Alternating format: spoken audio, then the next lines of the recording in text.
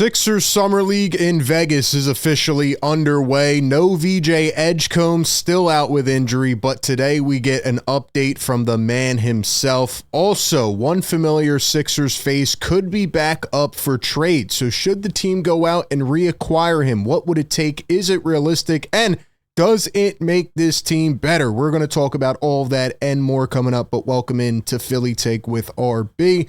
I'm RB. Do me a favor, make sure you have that notification bell on so you don't miss any of the videos or live streams. Now, like I said yesterday, I was going to go live for Summer League, but no VJ, no Dylan Harper, and I am glad I did not. I watched up until maybe mid-third quarter. The Sixers were getting eviscerated, and you see right here, they lose by 41 points. I'll tell you what, if VJ doesn't come back to play in Summer League, what's the point of even watching? This team got blown away. More on that later. But I'll tell you what really cracked me up last night was David Jones Garcia. Do you know who that is? Do you remember who that is? 24 points in 18 minutes last night. This guy was a flamethrower in the first half. He was playing like Jason Tatum. And he led the Spurs to a 41-point drastic win. You may not remember him. You may not recall him. Why? Because his name used to be David Jones. That's right. The Sixers had this guy on their team last year. He was a two-way contract. He got waived before the season. I think they picked him up as an undrafted. And David Jones switched his name to David Jones Garcia, became an absolute hooper after 1 year in Europe. And this guy was cooking last night. 12 points on 4 for 5 shooting, 3 for 4 from 3 in the first 6.5 minutes.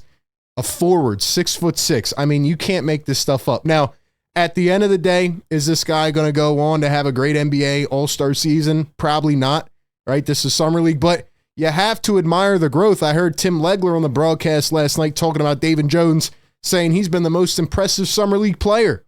24 points, 25 points, 25 points. Maybe he could be something. It would go right in line with the Sixers that have been waived or cut. They go to the Spurs and they become pretty solid players, whether it's Champagnie or Charles Bassey or whoever else. So that's where we're at. Let me know your thoughts on David Jones. Did the Sixers make another mistake? But let's talk about another forward. Another guy that used to be on the 76ers roster. His name is KJ Martin, and I want to hear from you down in the comments. Should the Sixers go out and trade for KJ Martin?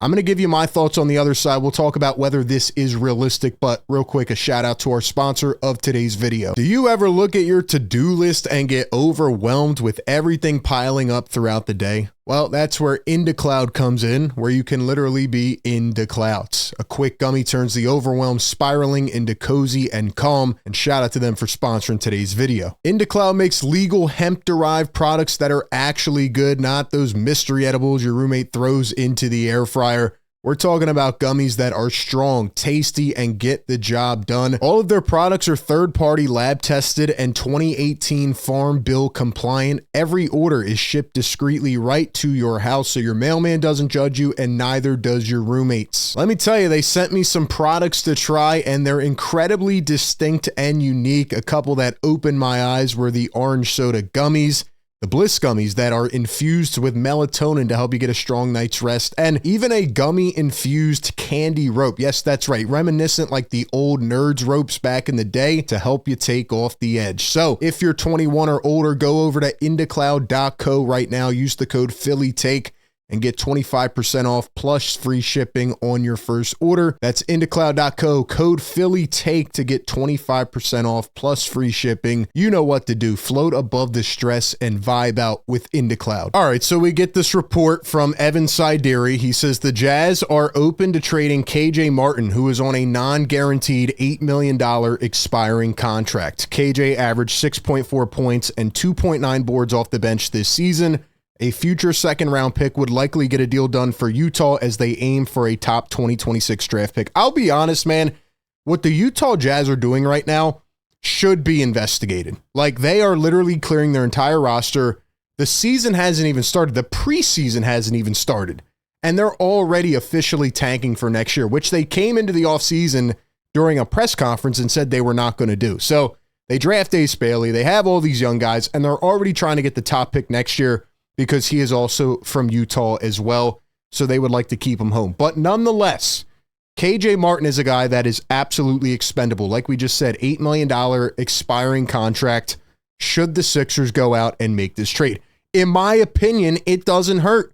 When KJ was here, he showed some great flashes for a young athletic piece who was continuing to grow and develop. Not anywhere near a solid starter yet, but a decent rotation piece. And this guy played a good amount of games over the last couple of years with the Sixers. They ended up dumping him at the deadline as a move to get under the luxury tax. But overall, in limited opportunity, whenever his number was called on, I thought he played okay. And like I said, he's athletic. He's a rim runner, right? Lob threat. He still has to work on the outside shot, but he started to show more polish, specifically on the defensive end. He was making some strides, and then the Sixers just got rid of him.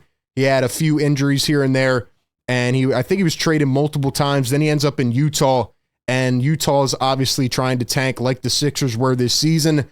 So at one point, this guy was a very young, exciting piece. And if you go back to his days in Houston, when he actually had a solidified role that was consistent, he was putting up some decent production for a very young guy, right? 12.7 points per game, 5.5 rebounds, and he shot almost 32% from three back in 22. Back in his rookie year, 9.3 points, 5.4 boards, shot 36.5% from three. It's not anywhere near a finished product, but I think with more reps, this guy can get more comfortable in his role on the floor. And when I look at it overall, the Sixers still do not have a starting power forward, so they need to try as many options as they can. There are others that I would prefer them to go out and trade for, but if KJ Martin is the fallback plan, $8 million expiring contract, and all you have to do is give up a future second-round pick, I wouldn't mind that at all. Plus, he might even get bought out. Who knows? The Jazz are trying to clear their entire roster, so you might be able to get him for nothing. I think the fan base was really excited about this guy at one time, and he definitely had a few points where he showed real flashes. And the best part overall is that he is familiar with the team, with the coach, right? Who knows if he wants to come back here, but you know, it's not like a completely new situation. Like, he understands how to play with some of these teammates, and, you know, I think it would be a little bit easier for him to transition back into Philly. So give me your thoughts on KJ Martin. But speaking of a guy we're also becoming familiar with, or were becoming familiar with after one game, VJ Edgecombe is still out with injury, and he has missed 3 consecutive games, including the first Summer League game. And everybody had a lot of backlash from me on my last couple videos. RB, you're overreacting. They're just resting him. He's not playing, blah, blah, blah. Well, now it feels like it's even more of a serious injury, and they upgraded it from a thumb contusion to a thumb sprain. And hearing the words Sixers rookie, injury, and reevaluated in the same sentence is very traumatizing at this point. I feel like we go through this with every rookie player, but hopefully this guy can either get on the floor for one of these Summer League games or get back for the preseason, because you don't want to have a situation here where this guy misses an extensive amount of time and you don't get to see him build on what he did in that first game.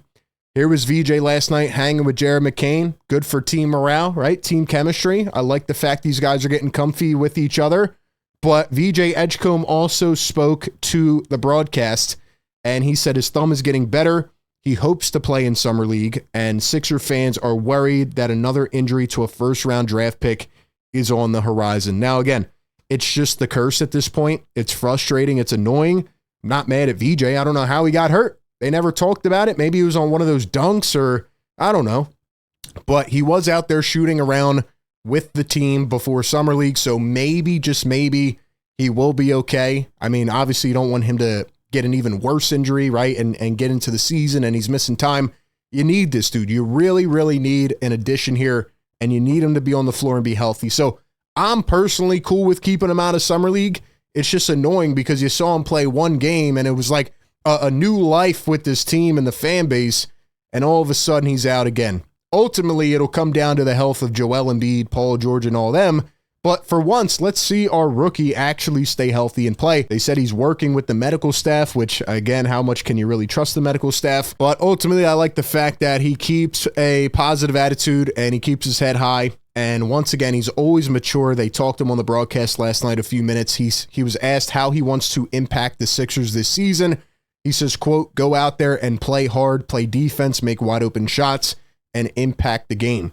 Then he was asked what he's most excited for, and he said, quote, getting to play with superstars. So again, I think he's willing to kind of weave his way into any role he can, whether that's helping out on the glass, defensive end, point of attack defense, shooting, whatever it is. He's going to make an impact, but to make an impact, you have to stay on the floor.